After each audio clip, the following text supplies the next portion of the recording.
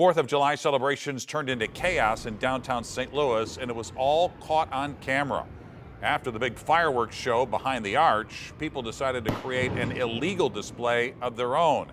Our Justina Cornell joins us live from downtown St. Louis with more on all this. Justina.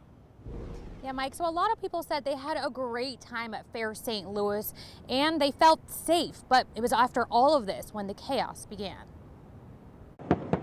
It's a sight to see.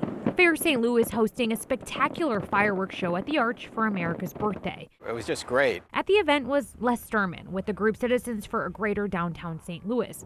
He had his eyes on the sky, and something else also caught his attention. Downtown was taken over by groups of young people, and that continued pretty much till, 2 or 3 in the morning when we heard a big explosion right around 3. Kids were shooting fireworks out of cars, out of buildings, off of rooftops, shooting at each other. 5 on Your Side's Jacob Kurth recorded some of the action. Right after midnight, a man stole a scissor lift and was driving it on Market Street. Shortly before 12:30 near Market and 10th, you can see 2 men as one throws a firework inside a porta potty. Police add there was another porta potty that caught on fire on North Broadway as well. There were also 2 separate non-deadly shootings downtown, one at 8th and Market and one in 7th and Market. Police acknowledged the problems Wednesday afternoon. We addressed it as well as we could, and so we were able to, move our resources where we saw fit to try to address those issues as they were coming up. But it was just a busy holiday, 4th of July.